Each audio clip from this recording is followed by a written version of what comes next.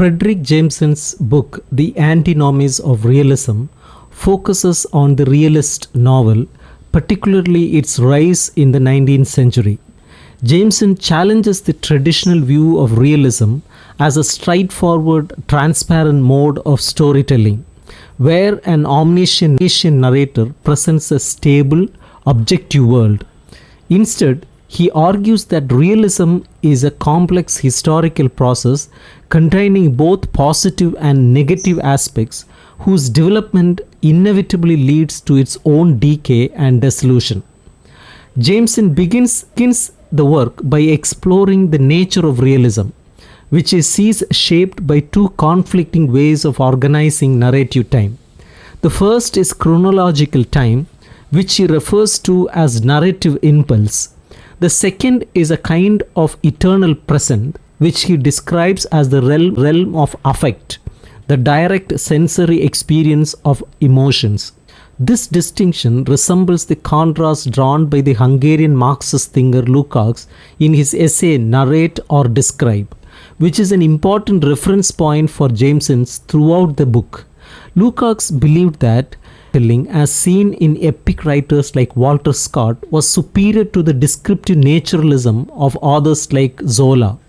However, Jameson shifts Lukács' argument, viewing both narration and description as equally important and as the opposing forces that shape realism.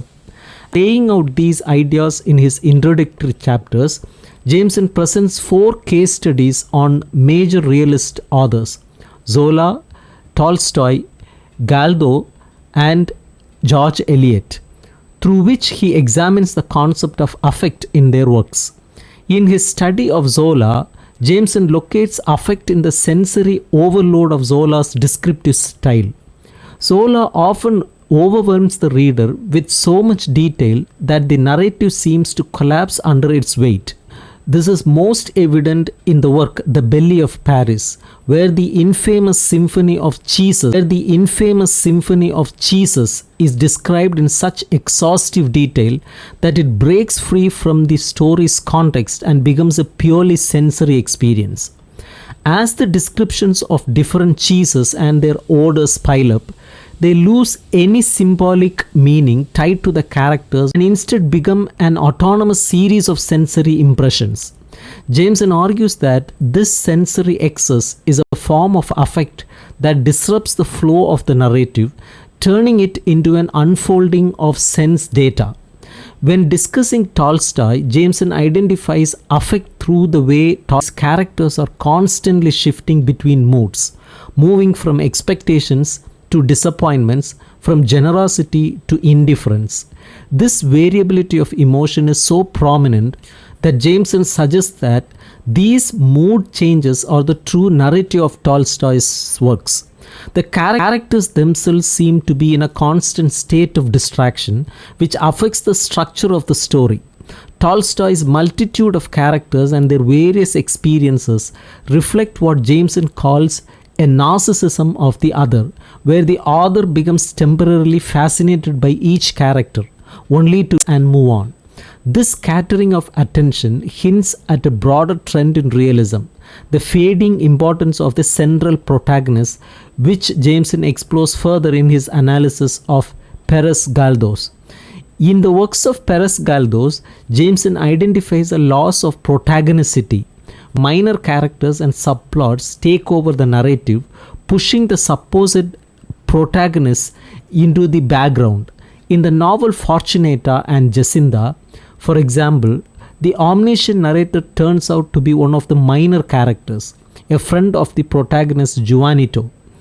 This centralization of the protagonist reflects a broader trend in realism, where the focus shifts from individual heroes to a wider cast of characters. Jameson relates the shift to Lukács' observations about how early writers like Goethe and Balzac, who actively engaged with the social issues of their time, gave way to later naturalist writers like Zola and Flaubert, who distanced themselves from societal engagement. Jameson's chapter on George Eliot stands out as one of the most intricate analyses in the book. He gives a Nietzschean reading of Eliot's moral universe, arguing that her work seeks to dismantle the rigid social codes of good and evil that dominated her time. Eliot's metaphor of the web of life is interpreted by Jameson as a force of de-reification, a process that breaks down the solid fixed categories of social life, showing that individuals only have meaning through their relationships with others.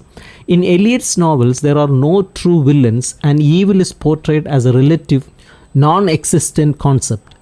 Jameson uses Eliot's character Tito from Romola to demonstrate how Eliot's writing challenges the traditional binary of good and evil, and he draws on her knowledge of German philosophy to highlight the Hegelian elements in her work. Following these case studies, Jameson turns to the question of how realism as a genre begins to unravel.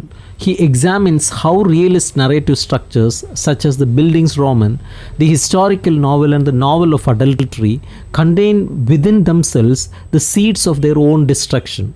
Realism, with its emphasis on referentiality and representation, creates rigid narrative forms that eventually break down under the pressure of the very reality they seek to portray. This is especially evident in Jameson's analysis of naturalism. The genre's focus on the individual's decline and fall mirrors bourgeois fears of working class revolt and social disorder. Jameson argues that naturalism's conservatism lies in its inability to recognize the possibility of deep social change, instead portraying the individual's fate as inevitable and unchangeable. In the later chapters of the book, Jameson explores the use of pronouns and the emergence of what he calls the swollen third person, a narrative perspective that shifts between different characters and viewpoints. He also looks at the work of Alexander Kluge, whose journalistic style of writing creates a form of realism without affect, where the boundary between fiction and non-fiction has disappeared and fiction itself no longer functions as a meaningful category. The second part of the Antinomies of Realism consists of 3 essays that explore the persistence of realist forms. In the first essay, Jameson examines the concept of providence in realist novels. He argues that providence represents a paradox. While characters believe they have freedom of action, their decisions are ultimately predetermined by external forces.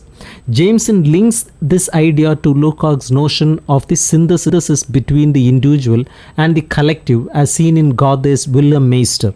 Jameson also uses Eliot's web metaphor to illustrate how realist novels create a collective destiny for their characters, reinforcing the conservative and apolitical nature of the genre. In the second essay, Jameson turns to the representation of war in realist fiction, noting how war is often portrayed as both a collective event and a subjective experience of confusion and chaos. In the third essay, he discusses the impossibility of the historical novel, arguing that realism's focus on individuals makes it difficult to capture the true scope of historical events. Throughout the book, Jameson frequently uses classical music as a metaphor for his literary analysis.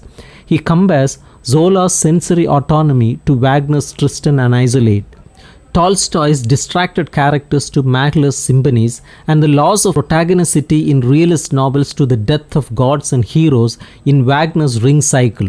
These musical references reinforce Jameson's argument that realism was the dominant cultural form of 19th century capitalism, shaping not only literature but also other forms of art and expression.